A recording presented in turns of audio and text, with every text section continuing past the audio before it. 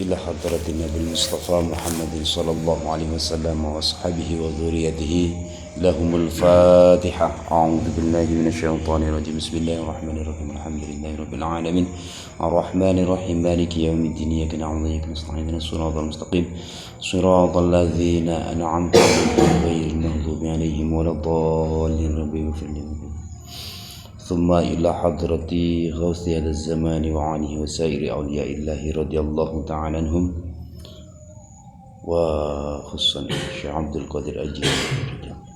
الفاتحة. أعوذ بالله من الشيطان الرجيم. بسم الله الرحمن الرحيم. الحمد لله رب العالمين الرحمن الرحيم مالك يوم الدين إياك نعبد وإياك نستعين اهدنا الصراط المستقيم صراط الذين أنعمت عليهم غير المغضوب عليهم ولا الضالين. ربي اغفر لي صلى الله الشيخ بقية محمد الشيخ صحيح من كتاب حديث أنا سيد محمد بسري. الفاتحة. أعوذ بالله من الشيطان الرجيم. بسم الله الحمد لله رب العالمين الرحمن الرحيم مالك يوم الدين صراط المستقيم.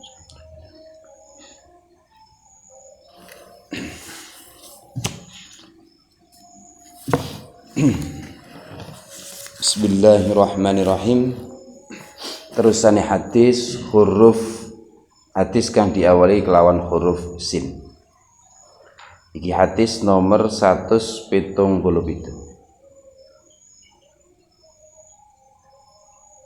Sayakunu fi hadhil ummati qaumun ya'taduna fit tahuri wad du'a. Rawahu Abu Dawud an Abdillah bin Maghfal. Artine Kanjeng Nabi dawuh, ing dalem umat iki bakal ana golongan kang padha ngliwati wates oleh nglakoni sesuci lan padha nglakoni atau banterake penyuwunan atau zikir yang ngarsane Gusti Allah. Doa ini artine ndonga ini. Iki hadis ceritane biyen hadis riwayate Abu Dawud konde Abdillah Abdillah bin Maghfal. Abdillah bin Maghfal iki ceritane riwayah biyen iki tau krungu ya. Roh anake ndonga lah kok ndonga iki ngene, ya Allah Gusti, kula nyuwun jenengan paringi istana putih nanggee sisi swarga. Detail gitu seperti itu. Terus kemudian beliau Abdullah bin Maghfal menurut ngendika nang anake, nak njaluk nang ngarsane Gusti Allah swarga lan perlindungane Gusti Allah. Saya cukup dengan itu saja. Terus sebab Kanjeng Nabi tahu dawuh, ya ini hadis meruket metu mben bakal ono salah siji kaum sing liwati wates dalam urusan bersuci dan donga.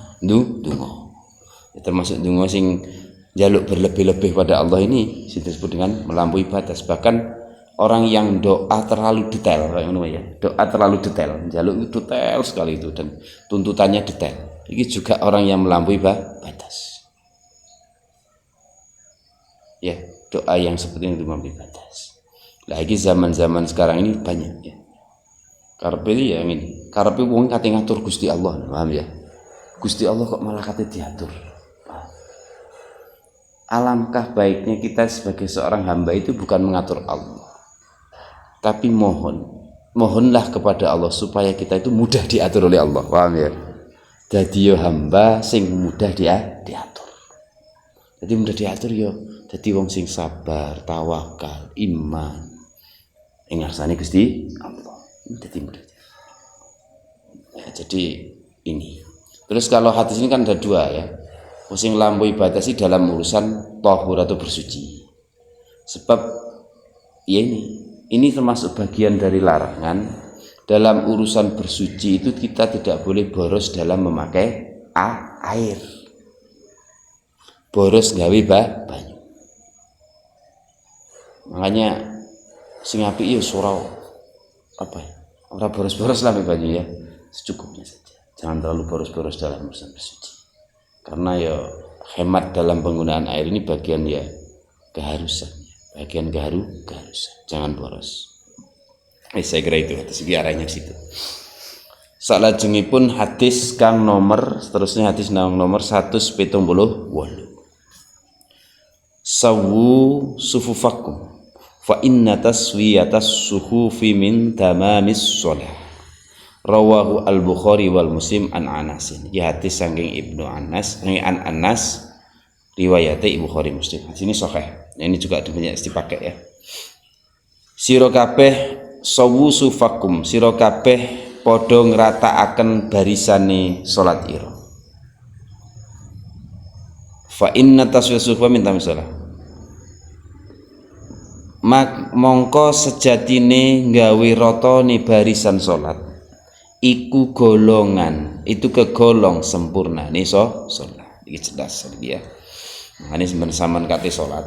Mesti kan imam sawu sufakum wa inna taswiyatas suhufi min tamamis shalah. Itu mesti gitu ya. Mesti imam kan kita gitu. Terus moro sakjane lek aturan fikihnya makmum iku lek ngerti mesti jawabannya ya wa mustaqimah jami'ata rahimakum. Itu jawaban. Nah. Ini memang penting ya. Ini bagian dari apa?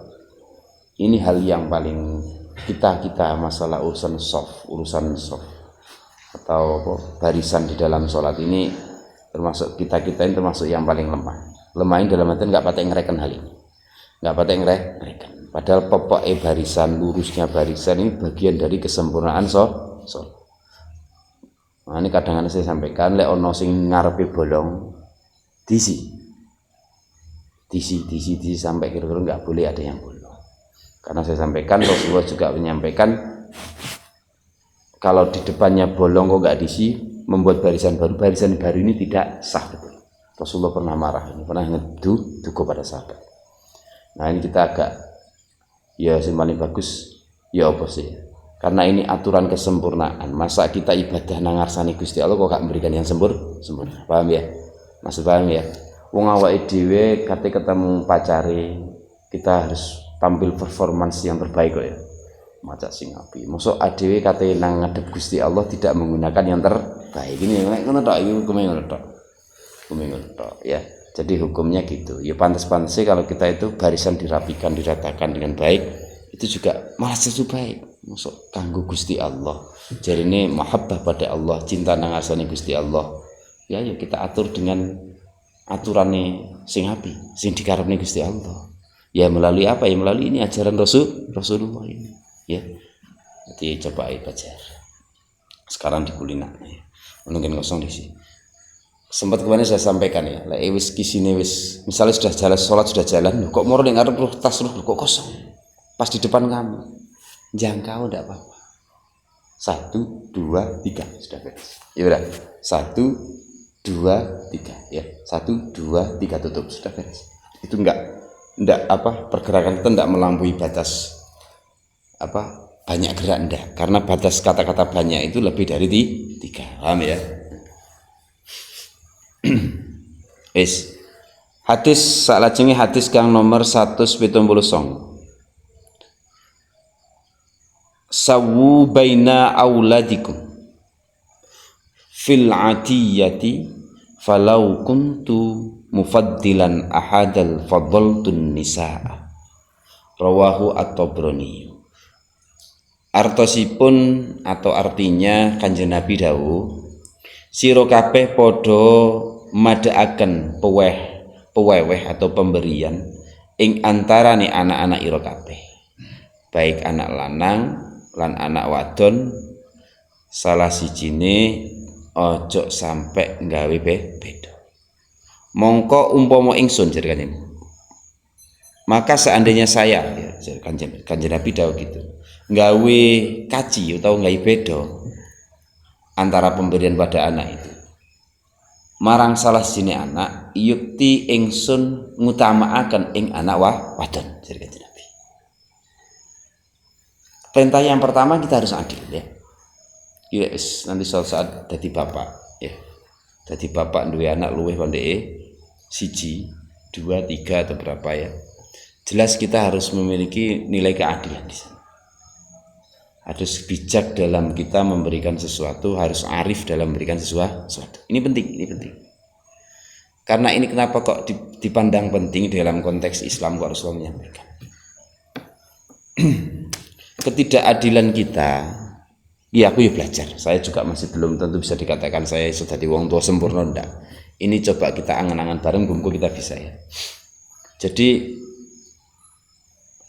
dampak ketidakadilan kita ini akan menimbulkan karakter pada anak. Mental psikis anak ini akan terjadi. Misal anak yang dia merasa tidak pernah terperhatikan, dia akan jadi karakter pendendam. Paham ya? Mau saya sampaikan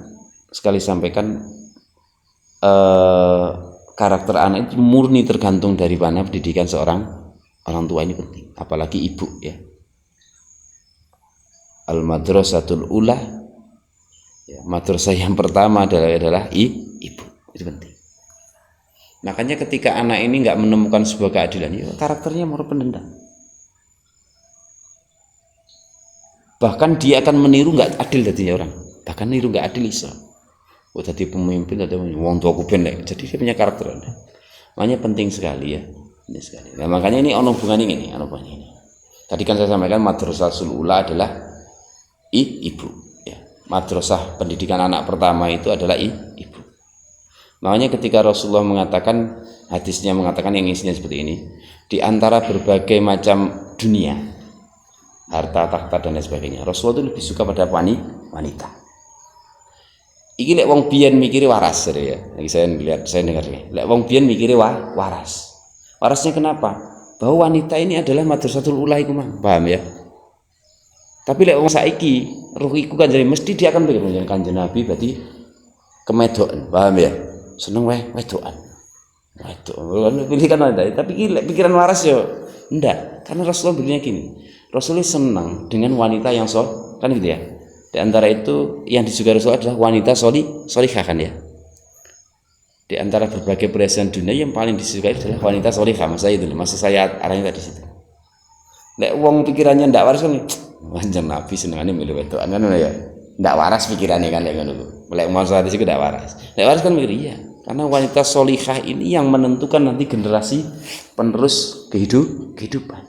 Paham? Nah, wanita-wanita soleh inilah yang akan menelurkan orang-orang hebat. Makanya saya sampaikan, aku sering nyampaikan anak-anak, orang hebat itu mesti ada dua hal wanita ya. Kalau nggak istrinya ibunya. Memang ya betul. Sama cek mulai dari siapapun, dari Nabi pun semua akan terlahir dari rahim wanita yang hebat. Terlahir dari wanita yang hebat.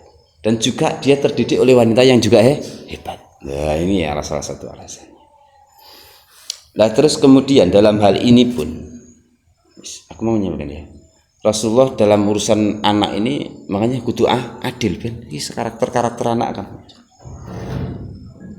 Tapi seandainya toh kamu ngasih lebih harus kasih penjelasan betul paham. Ya. Dalam porsi adil ini ya macam-macam loh ya. Kalau porsi adil memang ya, misal kalau anak ini butuhnya ini tapi anak ini saling memahami dan itu kapasitas adilnya di situ ya enggak apa-apa.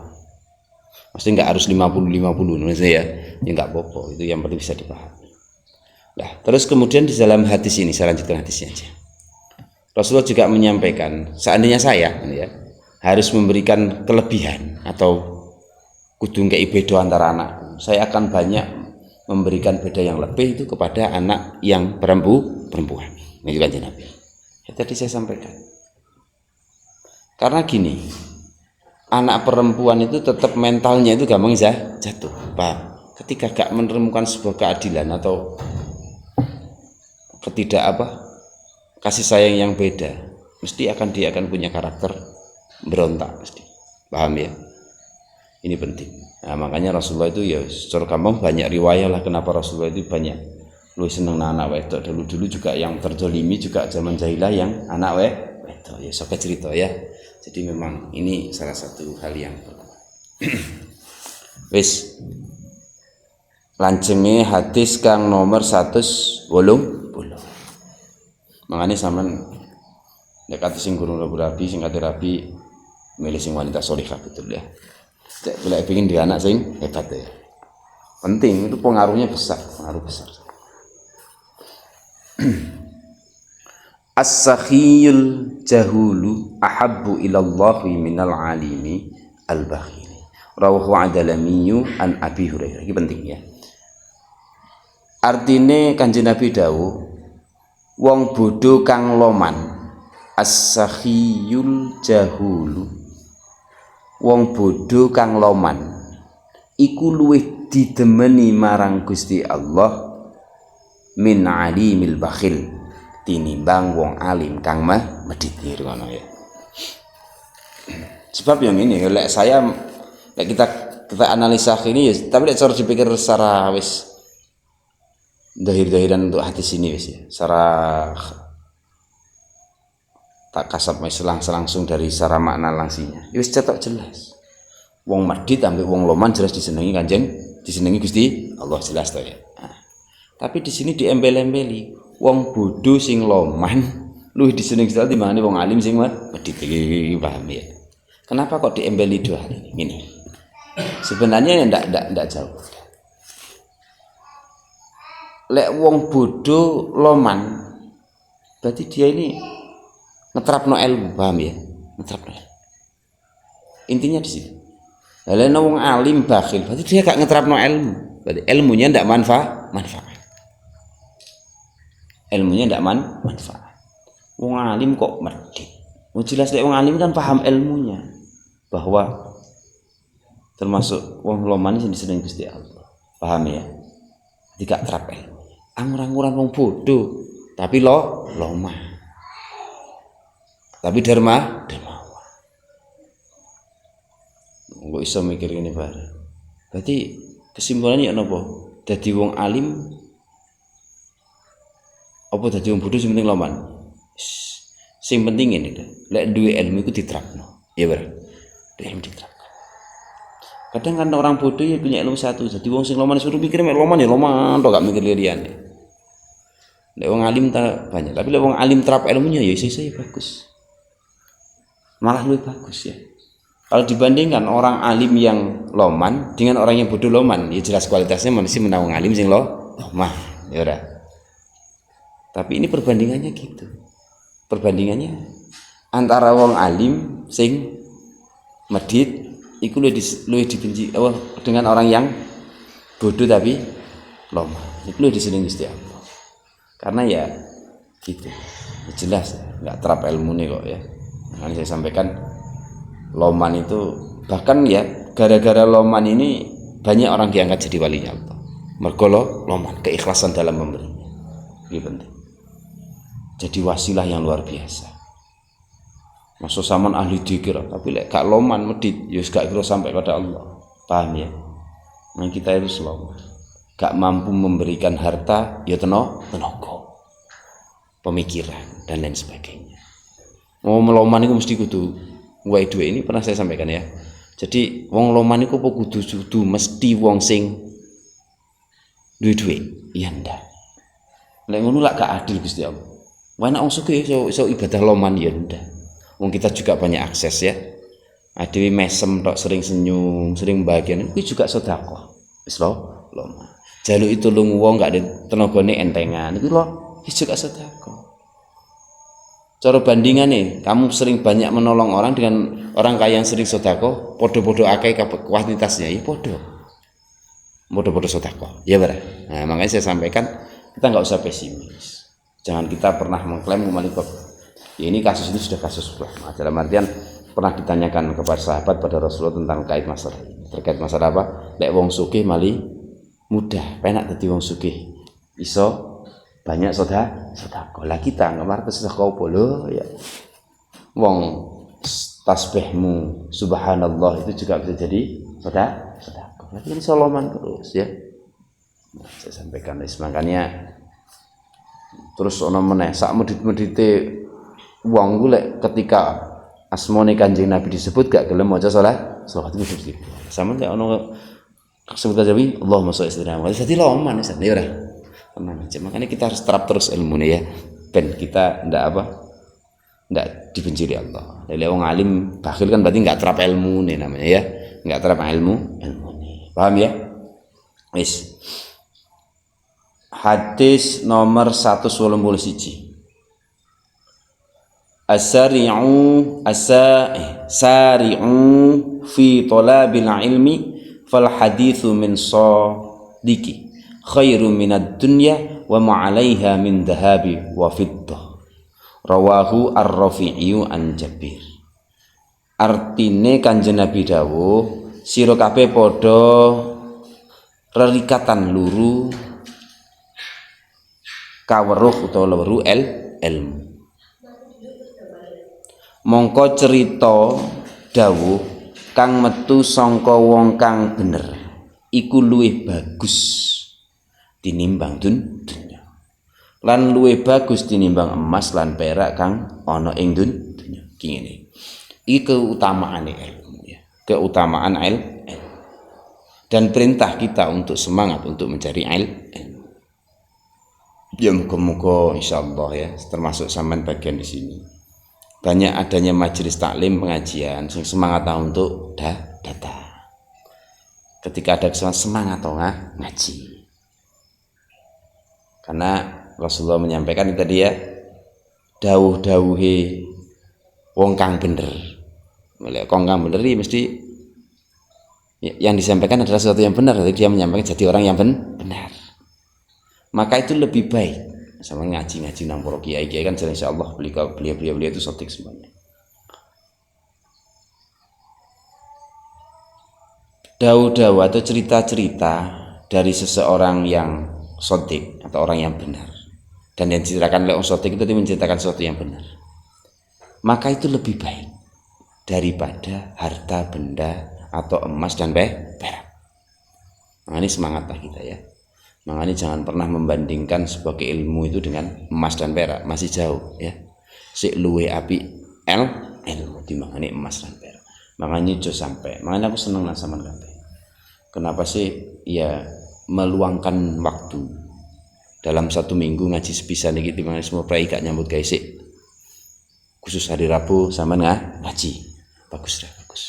Insyaallah luwe apik ngono. Timbangane sampean maksa golek harta, karena ya disampaikan tadi luwih apik ilmune timbangane harta bendanya. Alhamdulillah ya. Muga-muga sampean kan kita semuanya yang hadir di sini iso kelebu wong kang sing ahli ilmu, ahli ngamali ilmu. Amin ya. Omane di malam-malam ini ya, malam Isra Mi'raj muga dadi yo aku mbek sampean kabeh iso ngamali ilmu. Dadi ahli ilmu iso ngamali ilmu terus duwe ilmu sing barokah lan manfaat betul ya. Wis gak usah kakek 5 iki cukup ya. Wallahu a'lam bishawab. Al-Fatihah. A'udzu billahi minasyaitonir rajim. Bismillahirrahmanirrahim. Alhamdulillahirabbil alamin. Assalatu wassalamu alayka wa ala alika ya sayyidi ya Rasulullah. أدركني ولا تضركني طرفة عين يا سيدي يا رسول الله بجاهد النبي العصر العليم ورخي صلي عليه وسلم وافتح لنا فتحا مبينا ماددا وهب لنا علما لدن شرمدا يا فتاح يا فتاح يا فتح افتح علينا بفوضخ العارفين. الفاتحة.